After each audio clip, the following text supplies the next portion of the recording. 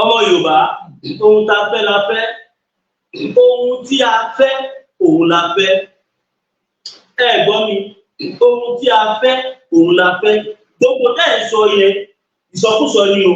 Ọmọ Yorùbá mo mú formation kan wá fún yín báyìí. Ẹ jọ̀ọ́ nítorí Ọlọ́run ẹ bá wa pín formation yìí, ẹ jẹ́ kó délé, ẹ jẹ́ kó dóko, ẹ jẹ́ kó dé gbogbo ibi tọ́mọ Yorùbá wà káàkiri àgbáláyé, nítorí wípé àwọn àgbà kan ti pé bíríkótó, wọ́n pé kírìbòtò, wọ́n ti fẹ́ máa dọ́wọ́ wú, wọ́n tún ti fẹ́ tà wá sí oko ẹrú ẹlẹ́kejì. Kò dẹ̀ gbọ́dọ̀ ṣẹlẹ̀. Ẹ gbọ́, kò gbọ́dọ̀ ṣẹlẹ̀. Ní báyìí à ń gbọ́ pé àwọn àgbààgbà kan ní northern part of Nigeria, bàbá mi Bólúwatifẹ́ Odùmadé, mo kí yín ìyá mi. Fásitì nǹkan tí bá wà dárúkọ fún ìmọ̀ àwọn èèyàn. Ẹ má dùn ẹ̀fọ́ yìí. Now, bí mo ṣe ń bá yín sọ̀rọ̀ yìí, àwọn àgbààgbà kan wọ́n ti lọ bá bàbá wa Bọ́lá Ahmed Tinubu gẹ́gẹ́ bá a ṣe gbọ́. Wọ́n ti ń kó sí wọn nínú pẹ́sẹ̀. Ọmọdé yẹn mo gbọ́dọ̀ sí níta, ṣèbí wọ́n ti mú Nnamdi Kanu, ṣèbí kinní kan, ṣèbí gbá ṣèbáwo. A dẹ̀ mọ̀ pé ọwọ́ àwọn olórí burúkú ọ̀tá bàbá wa Chief Sunday Igboho, ọwọ́ wọn ló máa wà níbẹ̀. Torí ọmọ ọkọ Yorùbá kan ní ìwà òní bẹ́ẹ̀ yẹn, wọ́n ti ń jẹ́ lẹ́nu. A fẹ́ jẹ́ kí ẹ̀yin bàbá wa káàkiri àgbáláyé, a fẹ́ jẹ́ kí gbogbo àgbáyé mọ̀ wípé Chief Sunday Igboho is not a criminal. Chief Sunday Igboho is not afẹ̀míṣòfò. Wọn kì í ṣe jàǹdùkú, wọn kì í ṣe àdàlúrú. Àwọn àgbààgbà tí wọ́n dẹ̀ wà nídìí ọ̀rọ̀ yìí, àwọn olórí burúkú àgbààgbà tó jẹ́ wípé wọn ò mọ̀ kọjá ibi tí wọ́n bá ti jẹ lọ́wọ́. Ìyà ń jẹ gbogbo ìlú, àwọn èèyàn kú on a daily basis. Ẹlòmíì wà torí 200 naira ló ṣe ń kú. Ẹlòmíì wà torí paracetamol lásán tí ò lè afford. Á jẹ́ pé Ọlọ́run. A dẹ̀ ń sọ fún ẹ̀yin ara bíi ẹ̀yin àgbààgbà kọ̀ọ̀kan tẹ̀yìn àtẹ̀dúpẹ́ lọ́wọ́ Ọlọ́run pé bàbá wa Onírìṣà pẹ̀lú àwọn àgbààgbà kọ̀ọ̀kan wọ́n dúró tán pé ilẹ̀ Yorùbá láwọn fẹ́. Ṣùgbọ́n àwọn àgbàlagbà olórí burúkú kan, bí mo ṣe ń bá yín sọ̀rọ̀ yìí, wọ́n ti kù sí bàbá wa Bọ́lá Ahmed Tinubu létí. Wọn ò lè mọ̀ pé bàbá wa Bọ́lá Ahmed Tinubu àwọn fún ara wọn mọ̀ pé òmìnira ilẹ̀ Yorùbá ti dandan ni. Wọ́n fi ojoojúmọ́ kù sí bàbá yẹn létí. Àwọn tó ń ṣe Yorùbá nation, ẹ ṣe kíní kan fún wọn, ẹ ṣe gbá fún wọn, ẹ ṣàwó fún wọn. Ṣé ẹ rò pé bàbá wa Bọ́lá Ahmed Tinubu kú lórí bẹ́ẹ̀ ṣe kú lórí yìí? Bàbá wa Bọ́lá Ahmed Tinubu fún ara wọn, wọ́n mọ̀ pé self-determination is the right. Bàbá mọ̀, bàbá fún ara wọn, wọ́n ti fìgbà kan sórí pé wọ́n Nàìjíríà ò lè wọ̀, tí gbogbo ayé dẹ̀ gbé. Ẹ jẹ́ ká kéwé kúrò lẹ́kọ̀ọ́, ẹ̀kọ́ òkọ́ làrá, ewé lọ́kọ̀ làrá lẹ́kọ̀ọ́. Kí lẹ fi ṣeré yìí? Àwọn generation tá wà níta nísìnyí, àgbọ̀ páà. Ó ní gé tiwa lọ. Àgbọ̀ páà. Àgbọ̀ kankan. Àwa yàtọ̀ sáwọn tó ń bá yín ṣe tẹ́lẹ̀. Bẹ́ẹ̀ni. Àwọn tó ń bá yín sọ tẹ́lẹ̀ làwọn tó jẹ́ pé tó bá ti jáde báyìí pressure group ni wọ́n. Tó bá ti pressurize ìjọba, tí ìjọba bá ti ṣègbọ́n tó yẹ kó ṣe fún wọn báyìí, wọ́n á pariwo Yorùbá nation is a liberational movement. We are unstoppable. We are unstoppable. A ò ṣe dá dúró. Kí ló dé tí ẹ̀yin àgbà kọ̀ọ̀kan rí báyìí náà? Ẹ tiẹ̀ ní bẹ̀rù Ọlọ́run kankan nínú yín. Ẹ mọ̀ pé gbogbo ọ̀rọ̀ tẹ́ ń kó jọ yìí, níjọ́ tó lọ́n bá pè yín sọ́dọ̀ adìtẹ̀lẹ̀ ẹlẹ́ni. Tẹ́lẹ̀ wọ àwọn àgbà tá à ń sọ yìí, kò sí kan tí gbogbo wọn fẹ́ láyé ìtọ́lọ́run ti ṣe fún wọn. Kò sí ohun tí Ọlọ́run tí wọ́n fẹ́ láyé yìí tí Ọlọ́run ti ṣe fún wọn. Inú mi dẹ̀ dùn, bàbá wa Dr. Chief Sunday Adéníyì Adéyẹmọ Ìgbòho Òòṣà, owó bàbá Dámì, ẹ̀kọ́ ọkọ̀ Fúlàní, ọmọjọmọlọ, general actor gbogbo ilẹ̀ Yorùbá káàkiri, general actor gbogbo ìran Yorùbá, ọ̀rìn kílẹ̀ mìtìtì ẹni tó wà nílé tó fi ara oko lọ́pọ̀ balẹ̀ dáhùn Ìgbòho òòṣà Ọlọ́run ló gbé wọn dìde màláìka tiwa ní àsìkò yìí nìyẹn ẹ̀yin kọ́ wá ń kó bíríkótó ẹ wá ń kó bíríkótó kí ni Ìgbòho gbà lọ́wọ́ yín gbọ̀ngàn náà ó tiẹ̀ jẹ́ kí ojú máa ti àwọn àgbààgbà tí wọ́n ń fojoojúmọ́ tako Yorùbá nation yìí ó jẹ́ kójú máa tì wọ́n torí wípé àwọn àjòjì wọ́n ń ṣe ìjọba lé wa lórí inú yín dẹ̀ ń dùn. Ṣé ó jẹ́ bẹ́ẹ̀ ni lajúlẹ̀ kájòjì kó dé kó gba gbogbo ìjọba àjòjì lásánlásán. Ara pé ẹ ò káràmásìkí wa. Ṣèbẹ́ gbọ́ngàn tó ọmọ Fúlàní tí ọmọ Haúsá kan sọ ó ní láti ìgbà tí wọ́n ti dá Nàìjíríà sílẹ̀ ó ní Haúsá ò tí ì ṣèjọba ìlú yìí rí. Ó ní Haúsá ò jẹ́ gọ́vnọ̀nù, Haúsá ò jẹ́ pírẹsidẹ́ǹtì, Haúsá ò jẹ́ sẹ́nẹ̀tì rí, Haúsá ò jẹ́ ẹnìtì rí. Àwọn Fúlàní ni wọ́n ń kó síbẹ̀. Gbogbo kìíní ló dẹ̀wọ̀n sẹ́yìn bàbá wa you kept quiet because you were not affected. Ẹ lọ wo báwọn Fúlàní ṣe ń ṣe àwọn èèyàn lọ́ṣẹ́ lójoojúmọ́. Ẹ wo bí àwọn èèyàn bí wọ́n ṣe ń fojoojúmọ́ tí wọ́n fi oh my goodness. Mo dẹ̀ mọ̀ wípé bàbá Bọ́lá Ahmed Tinubu wọ́n fẹ́ ṣe kìíní yìí ṣùgbọ́n àwọn olórí burúkú kàbá tó yí wọn ká wọn ò ní fẹ́ kó ṣe kankan. Nàìjíríà ìjọba àjòjì ni ìjọba tí ó ń wùlù wa láti ìgbà amalgamation. Àwọn British ni wọ́n gbé àwọn àjòjì wa kọ́ máa ṣe olórí wa. Wọ́n á gbé wọn ní wọ́n tó wá lórí. Ó dà kí ìgbà tó bá fi ọwọ́ tù fún yàn ní òmìnira tó bá fọwọ́ sì gbà padà. What an insult. Sísọ́ọ̀dì gidi ni ọmọ Yorùbá. Tẹ́yìn bá jẹ́ bàbá tó da sáwà ọmọ yín, ṣé mo máa pariwo ìṣòṣòrìn? Ṣé a máa sọ pé ẹ pé ẹ̀fẹ́ Yorùbá nation pé wọ́n Nàìjíríà lẹ́fẹ́? Ọ̀pọ̀lọpọ̀ bàbá tí wọ́n dẹ̀ sọ̀rọ̀ yìí, dábàá lọ wo éèjì ọ̀pọ̀lọpọ̀ nínú wọn 90, 80 tó jẹ́ pé ọjọ́ Ọlọ́run lè dúró dè. Sí ẹ̀ ẹ ṣàfihàn bá àwọn ọmọ Yorùbá jẹ́ kẹ́ tó lọ. Kódà ẹ̀yin nu Ọlọ́run nu. Gbọ́dọ̀ táwọn ìyá lọ́jà kan sọ yìí mo fi Ọlọ́run búra fún yín fídíò méjì kan wà lọ́wọ́ mi tí mo fẹ́ play fún yín lèmi. Ọmọ Yorùbá nation is what we need now. Bẹ́ẹ̀ ni bàbá mi Ìgbì Ọláìyá ẹgbà mi Ìgbì Ọláìyá ló kọ́mẹ́ǹtì ẹ ti rí Ìgbì Ọláìyá ìwò náà Ìgbì Ọláìyá tó ṣe sátàwẹ́. Kájẹ́ kí wọ́n ti ní second thought yẹn torí àwọn fún ara wọn gọ́mọ̀ ẹ ṣe sùúrù lè sọ because comment lárí pẹ̀lú ìpọ̀ yìí. Mr. Ìgbì Ọláìyá wẹ́ tó bá jẹ́ pé ẹ̀yin náà ni á jẹ́ pé ẹ̀yin fúnra yín ti mọ òtítọ́. Ẹ̀yin náà ẹ̀kọ́ tó ń ṣẹlẹ̀ ní Nàìjíríà orílẹ̀-èdè mélòó ni irúkọ tó ń ṣẹlẹ̀ ní Nàìjíríà yìí ló ti ń ṣẹlẹ̀ lẹ́ni ní sẹ́ńtúrì táwa yìí. Ká sì máa struggle pẹ̀lú security, ká máa struggle pẹ̀lú oúnjẹ, ká máa struggle pẹ̀lú electricity, ká máa struggle pẹ̀lú good road, ká máa struggle pẹ̀lú medical. Ìtìjú ńlá gbáà ni ọ̀pọ̀lọpọ̀ ẹ̀yin àgbààgbà yìí gbogbo yín dẹ̀ jẹ àǹfààní iléèwé bàbá wa Awólọ́wọ̀. Ọ̀pọ̀lọpọ̀ yín iléèwé Awólọ́wọ̀ tẹ̀sán ló sọ ibi tẹ̀ dìde ní. Ẹ wá di ńlá tán. Ti ẹ̀kọ́ bóyá bí ó pa àwọn ènìyàn kan mo máa play fídíò kan fún wa nísinsìnyí. Nígbà tí mo rí fídíò yẹn mo sunkún torí wípé àwọn ìyá yìí náà ni wọ́n force láti lọ dìbò fún ìbò tí wọ́n kọjá yìí. Láàrin ẹ̀fíẹ̀mù àwọn ìyá yẹn torí àwọn ìyá tó ń tajà ní ọjà tí wọ́n bá ní kó ṣe kankan tí wọ́n bá ṣe á kọ̀ níjọ́ kejì gbọ́ pé títì ti gba ọ̀nà ṣọ́ọ̀bù náà. Màá play fídíò ìyá yẹn fún yín kẹ wá wo bí ìyá yìí kábíyèsí lẹ́dùnmáà kí ló ṣẹlẹ̀ sí ìran Yorùbá? Ṣé ìran Yorùbá ti tẹ́lẹ̀ bẹ̀rẹ̀ sá? Àbí ṣé gbogbo àwọn nǹkan àràbàǹdà tó máa ń sọ pé àwọn bàbá wa ṣe láyé àtijọ́ tí wọ́n ń kọ̀ wá ní? Aṣáàbìtàn àjẹ̀rẹ́ àwọn ọmọ tó kọ̀ fún àwọn ìpínlẹ̀ lóòótọ́ làwọn bàbá wa ṣe gudugudu méjì ẹ̀yà mẹ́fà. Kí ló wá ṣẹlẹ̀ sẹ́yìn ọmọ tó fi sílẹ̀?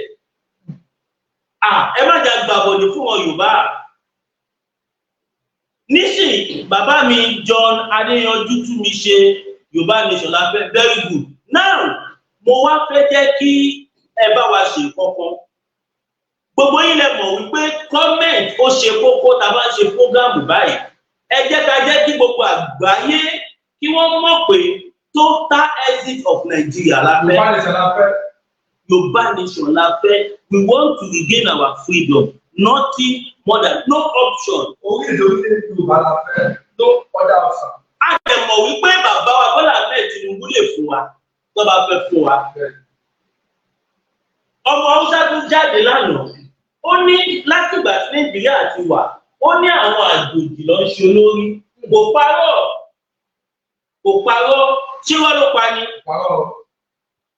Ṣé tó bá jẹ́ lóòótọ́ àwọn tó ń ṣe olówó tó ń ṣe olórí lé wa lórí tó bá jẹ́ ọmọ Nàìjíríà ṣé wọ́n ní kí ẹ̀ fáwọn ọmọ Nàìjíríà rẹ̀ wọ́n máa kí ẹ̀ ó dàbí ìgbà tí bàbá kan tó bá lọ adopt ọmọ ní kékeré tó gbé ọmọ kan ní kókó tó ń tọ́ ṣé mọ̀ pé ọmọ yẹn máa rí méjì pé bàbá òun ni ó dijọ́ tí bàbá yẹn bá sọ fún ọmọ yẹn pé èmi kọ́ mo bí ẹ mo rí ẹ rí ni o ìjọ ẹ̀ ló máa tó mọ̀ irú bàbá yẹn kò jẹ́ ẹ lè sọ fún mi kó máa ní ìfẹ́ ọmọ yẹn bí ọmọ tó bí nínú ẹ̀. Now mo fẹ́ play fídíò kan níbi tí àwọn ìyá lọ́jà tí wọ́n ti ń fi ẹ̀ ẹ jẹ́ ń play ẹ̀ fún yín kẹrin ẹ jẹ́ ń play ẹ̀ fún yín kí n play ẹ̀ kẹrin.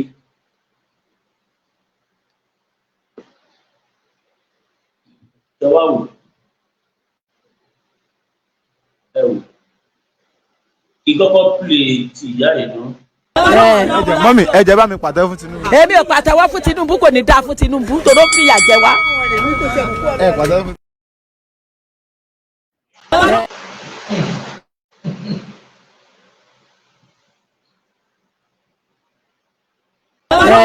Mọ́mì ẹ jẹ́ bá mi pàtẹ́wọ́ fún Tinubu. Èmi ò pàtẹ́wọ́ fún Tinubu kò ní dáa fún Tinubu tó ló fìyà jẹ wá.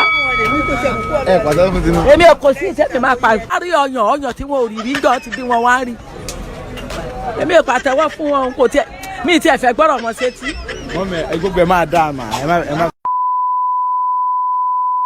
Mọ́mì ẹ káàárọ̀ mà. Àrẹ ẹ káàárọ̀. Ẹ jọ kí ló kàn yín mà. Orúkọ mi ni Àṣàbí. Àṣàbí. Mọ́mì ẹ jẹ́ bá mi pàtẹ́wọ́ fún Tinubu. Èmi ò pàtẹ́wọ́ fún Tinubu kò ní dáa fún Tinubu tó ló fìyà jẹ wá.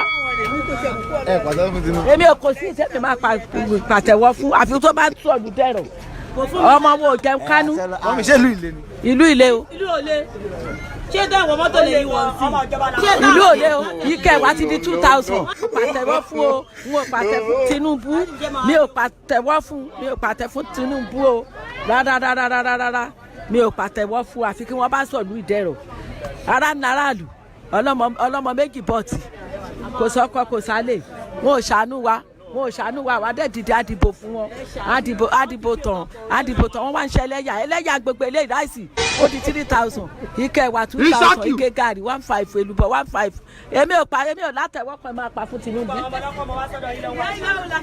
ọmọ 9 àná ni wọ́n tún káwọn kan wá bá mi ṣé mo kó gbogbo wọn wá sí tò èmi ò pàtẹ́wọ́ fún Tinubu ẹ wò ẹ má tẹ̀ sọ̀rọ̀ Tinubu létí tèmi. Mọ́mì nínú báàgì gẹ̀ẹ́sì kan àti Tinubu ta lè máa mú. Èmi kẹ̀ ráìsì bẹ́ẹ̀ ni wọ́n bá gbé ráìsì wá.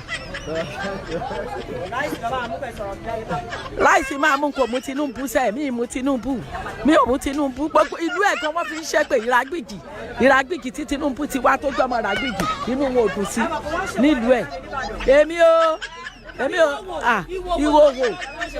ìhòhò gbogbo ọdún òrìṣà ló wà ń ta ìwọ̀n pa owó máa gbàlejò Tinubu máa gbàlejò Dàpọ̀ máa gbàlejò Tinubu ní Dàpọ̀ ní ká máa pè nígbà bá ń fa àwọn méjèèjì tá ń fa àwọn lọ́nà lọ́wọ́ àwẹ̀ ló ń bọ̀ yìí gbogbo tó fẹ́ gbàwẹ̀ á fún àwọn lẹ́gbàrún malẹ̀ lọ́wọ́ òdi aṣọ la máa wọ̀ wá pẹ̀lú níkà wọ́n á rí ọyàn tí wọn ò rí níjọ́ ti bí wọn wá rí èmi ò pàtẹ́wọ́ fún wọn kò tiẹ̀ mi ì tiẹ̀ fẹ́ gbọ́rọ̀ wọn sétí. Mọ́mì ẹ gbogbo ẹ máa dá a mà ẹ má.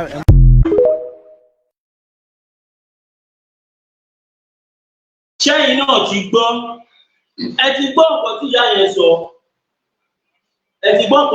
yẹn sọ ìyá yẹn ní Ọlọ́run ò ní jẹ́ fóun rí kan tó wà fi pàtẹ́wọ́ fún Tinubu tẹ́bàjẹ́ wò dáadáa ara àwọn ìyá tó dìbò fún Tinubu rè kò kò ń ṣe pé wọ́n ọ̀pọ̀lọpọ̀ àwọn ìyá ẹ̀kọ́ lọ dìbò fún wọn bí kò ń ṣe pé bí wọ́n ṣe kàn nípa fún wọn pé wọ́n gbọ́dọ̀ ṣe ẹ̀yin náà ẹ̀ wò ṣé ìtìjú lákọ́ ló jẹ́ kó jẹ́ fáwọn bàbá wa nílẹ̀ Yorùbá ẹ wo lẹ́bù tí àwọn ọmọ Yorùbá wà lẹ́ni ẹ wo ipò táwa ní Nàìjíríà a wà nípò ẹrú bẹ́ẹ̀ ni àtàwọn bàbá wa tí wọ́n dé olórí wa tó jẹ́ ẹrú jọ ní gbogbo wa ẹrú jọ ni wá rẹfújì jọ ni wá ní ìlú bàbá wa a gbọ́dọ̀ gbára wa sílẹ̀ àsìkò dẹ̀ ti tó enough is enough ó tó gẹ́ díẹ̀ tó nùkọ́ ní nǹkan ẹ wà táwọn Fúlàní tí wọ́n fi wá dá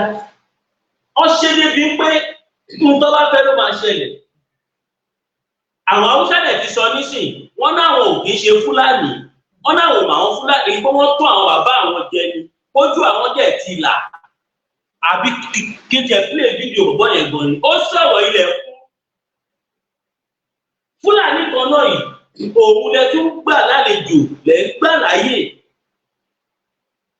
Fúlàní kan náà yìí lọ́ba Olúwo ó fẹ́ níyàwó Fúlàní kan yìí ni bàbá wa Síkírù Àwùjalẹ̀ kábíyèsí orúkọ lọ́pọ̀ ọbaládé ni wọ́n tún fún ní gbọ́ba níyì of Yorùbá land imagine very irritating and annoying kọ́ máa fún El-Rufai ní gbọ́ba níyì who does that ojú òṣèlè ní ayé ìgbà wọn bàbá ńlá bàbá wa Fúlàní tó jẹ́ wípé tó bá rí wa ṣọ̀gbà pa bàtà pàdé ọdọọrẹ tí wọn Fúlàní kẹ̀ ń tí wọn tó lọ pera wọn tábà yọ títí federal power táwọn Fúlàní tí wọ́n lò kúrò Fúlàní kẹ̀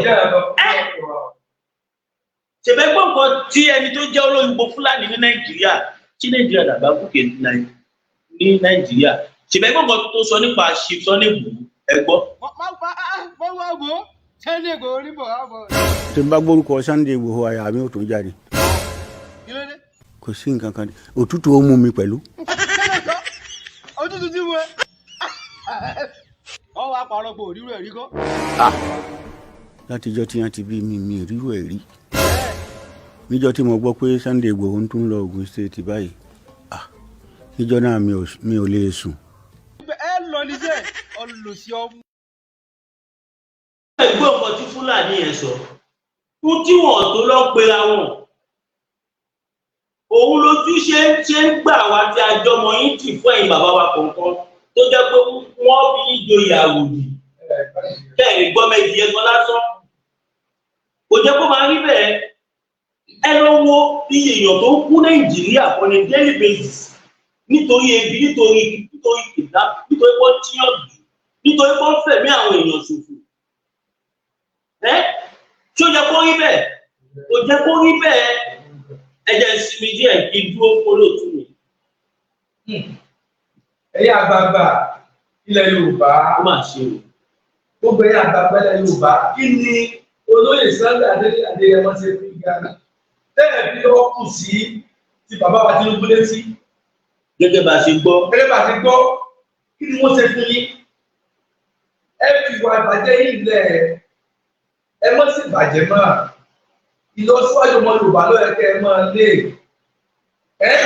pẹ̀lú ọjọ́ orí yẹn 80 years 90 years tẹ̀sí ní kílẹ̀ tó fẹ́ kó wọ́n tẹ̀lé pẹ́lẹ́ náà wọ́n ti ṣe fún yín lọ́dúnkù rántí àtúbọ̀tán ló dájú bàbá Sunday Adéyẹmọ ní ìsìn ilẹ̀ Yorùbá táwọn náà jà fún wọn ò jà fún ara wọn nìkan wọn ò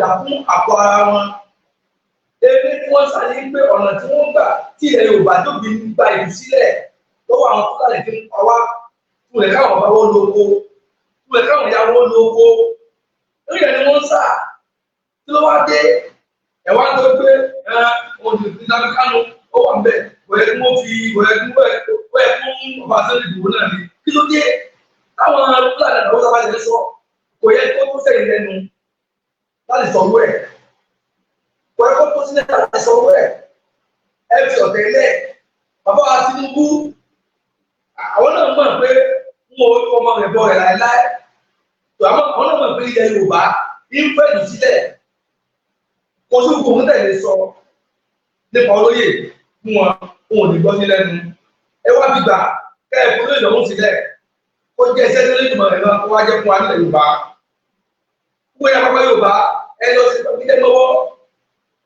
ẹ lọ sí gbàgbé lọ́wọ́ kí ló dé náà ṣe bẹ̀ fún wa ṣé báwọn Fúlàní ṣe ń pa wá tí wọ́n jí wá gbé sódà ni àbí ẹ̀jẹ̀ ẹ̀gbọ́ àbí ojú ikọ́ èyí di ẹ̀gbọ́ òun kẹta àwọn Fúlàní ṣe fún wa ni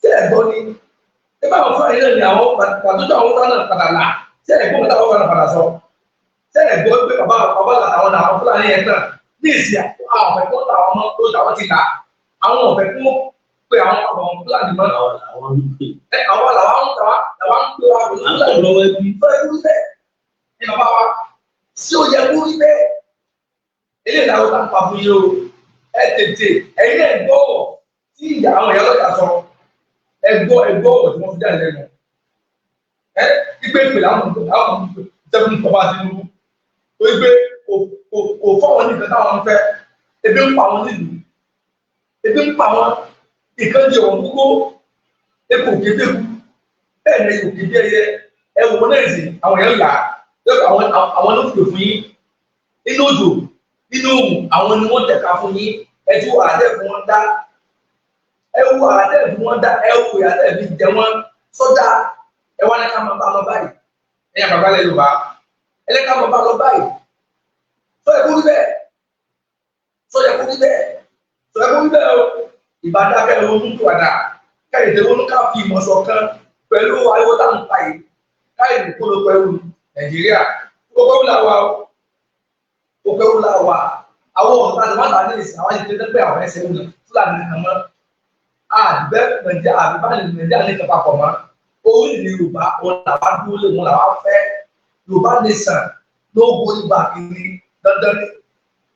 dandan ní ẹ mọ́ta wá fáwọn Fúlàní mọ́ ẹ má torí àtẹnudẹ tí nìkan dẹ̀ ta fáwọn Fúlàní àfẹ́ àmọ́wọ́ sí eléyìí làwọn tá à ń pa fún yín ó láwọn tá à ń pa fún yín o ẹ bàbá wa Sunday Adéyẹmọ ẹ fún ọlọ́run sílẹ̀ ẹ jẹ́ kí wọ́n ṣiṣẹ́ tẹ́lẹ̀ ìmọ̀ ìran wọn tó wá jẹ́ fún àwọn kára òjìlé ẹ jẹ́ kí wọ́n jẹ fún wa lágbẹ́lẹ́ tó máa rè ọlọ́run bá kò ní fi ìgbẹ́kan kò ní ṣe wọ́n ọlọ́run tó bá lọ rẹ̀ ní wọn ẹnu ó kù fún wa tẹ́lẹ̀ ìmọ̀ ìdílé ọlọ́ àjàre ni wọ́n jà kò sí fẹ́ lé tó àjàre ni wọ́n jà ẹlẹ́gbọ́n sí nǹkan bàbá wa pọfẹsọ Bánjí Akíntóyè lẹ́tùmọ̀ yóò gba àlọ́ rẹ̀ àwọn náà wọ́n pẹ̀ fún wa àníwá wọn náà ti báyìí ẹ̀yin ọlọ́tẹ̀ tẹ̀ ẹ̀ dàgbàgbà ẹ̀yin tẹ̀ ẹ̀ ṣe wà gbẹ́jẹ́ mọ́wọ́ ẹ̀ ṣe wà gbẹ́jẹ́ mọ́ ẹgbẹ́jẹ́ fórí àkàntà ní olóyè Sunday Adéyẹmọ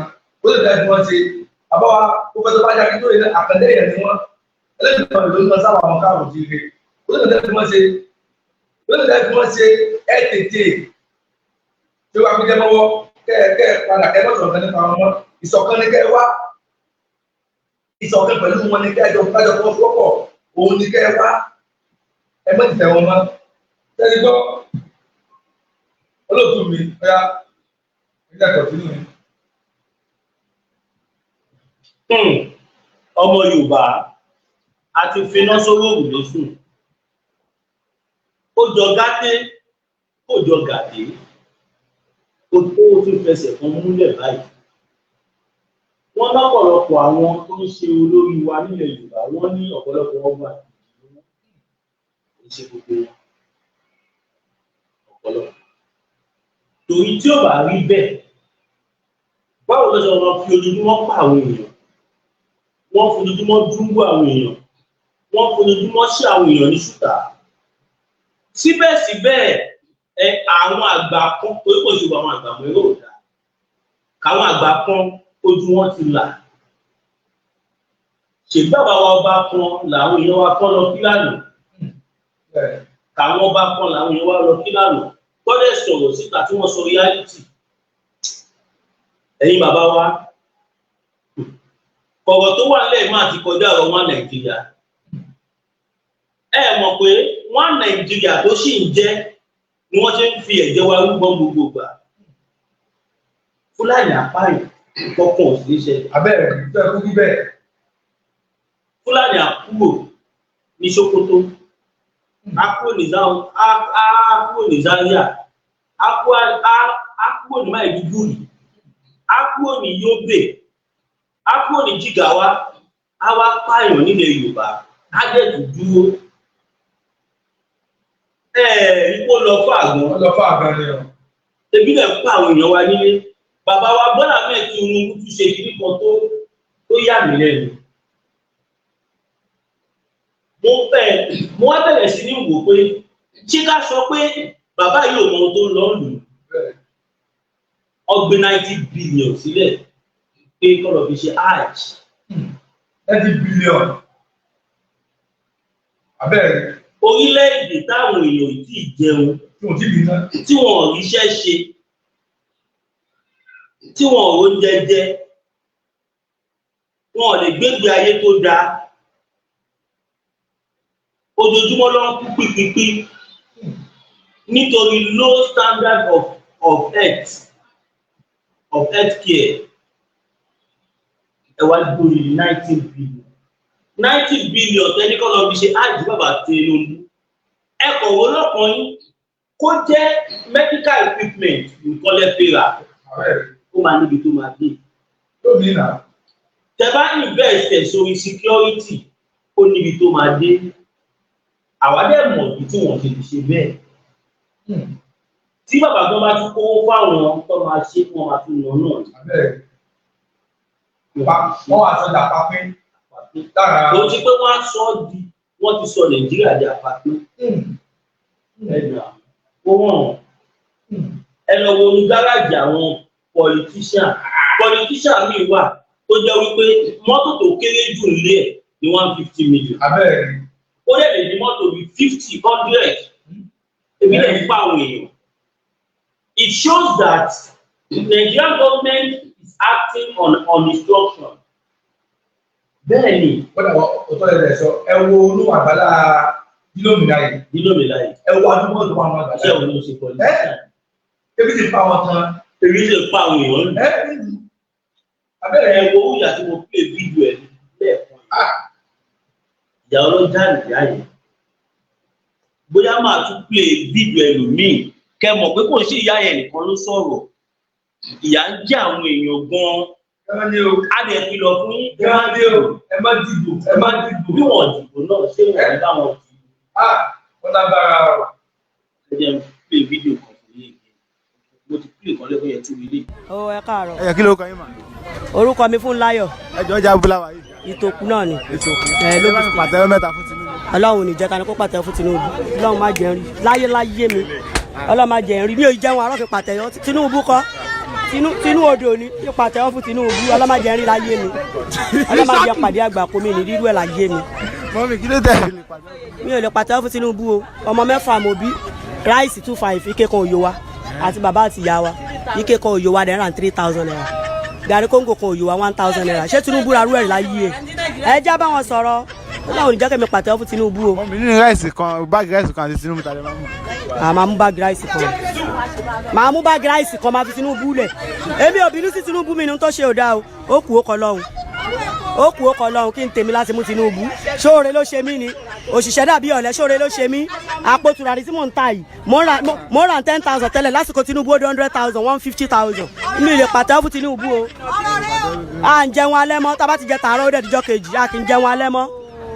Kò sóúnjẹ alẹ́ mọ́, gbogbo ọmọ ti rù wé. Mi ò lè pàtẹ́wọ́ fún Tinubu o. Ẹ ṣe wà. Thank you, ma.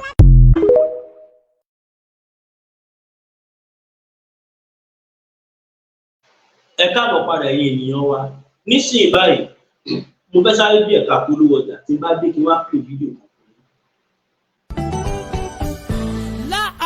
Bitter tea ẹkùn tí ń wọ̀yá àjà pẹ̀lú àwọn kíndìnrín tó ní stone nínú ìyẹn kidney stone yóò mẹ́ẹ̀tì ẹ̀ tẹ́sí yádànù nínú àgọ́ ara yín òun kan náà ló ṣiṣẹ́ fún liver ìyẹn àìsàn jẹ̀dọ̀jẹ̀dọ̀ a sì tún máa ṣiṣẹ́ fún ààtì ìyẹn ìṣòro àìlèmí sókè sódò dáadáa láàólà bitter tea ló tún ṣiṣẹ́ fún ìkúnpá gíga ìyẹn high blood pressure bákan náà gbogbo ẹ̀yin tẹ́ ẹ bá ní ìṣòro ìsétọ̀ tí a mọ̀ sí prostate cancer gbogbo àwọn àìsàn tá a là kalẹ̀ yìí pátápátá òun ni láàólà láúlágbá bitter tea yóò bá wà yá àjà. ìṣòro ara ríro ńkọ́ láúlá bitter tea òun ni kẹ́ ẹ gbẹlura láti wá rí egbòogi láúlá bitter tea rà àbí tẹ́ ẹ bá fẹ́ mọ ibi tí wọ́n tẹ̀dó sí ẹ mẹ́sẹ̀gì wọn lórí àwọn WhatsApp numbers yìí +44742452737 àbí àwọn Nigeria numbers yìí 08033194355 tàbí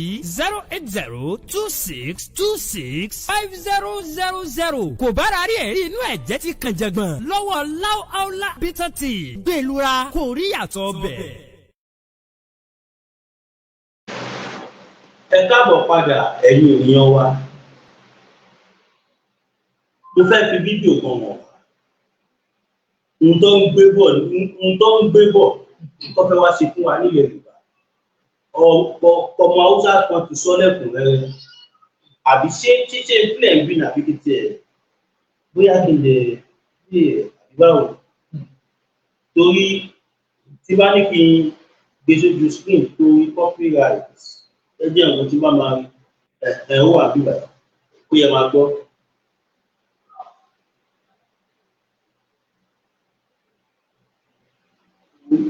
And the future that is about to happen today. We have this same all the notes, and especially our brothers from the east, they used to call us the Hausas, generally the notes. But we want to tell you something. We the Hausas, we have differentiate ourselves now from the Fulanis. Yes, this is what I want you to stay. Pause first and share the video to go so that some people should know. The Hausa people now are against the Fulani people squarely. There's nothing we can do about this now. And from the beginning to whatever it is, the Fulani people has been ruling this country, not the Hausa people. The Fulani has everywhere around the north, not really the Hausa people. Now, there is something that happened that I want to tell you that is the future. The Hausas, we the Hausas have given up on the Fulanis. And like it is, we are having some clash. I want to tell you this clash now is the clash of the titans. Because something happened within the Fulanis. We know we that have in the Sokoto state, we have villages. Some villages belong to the Fulanis and some villages belong to the Hausas. All the attack in Sokoto state, there is no one attack in the villages of the Fulani people. It's all in the Hausas. And now the Hausas have already opened their eyes. They are not aware of what is happening. I want to tell you that that comes about all of this thing. It is the attack that happened, the Fulani man and the Hausa. We the Hausa, we don't bear anything that, rather we farm. We grow crops. Now the Fulani man came and then entered to someone's farm. This is the rainy season time. Entered to somebody's farm, ate the crop, and the man now plant something and now put a poison the cow. The following day, the Fulani kingdoms are waiting for him in his farm. When he came, they killed him at once. That is what triggered this. The Hausa and the Fulani.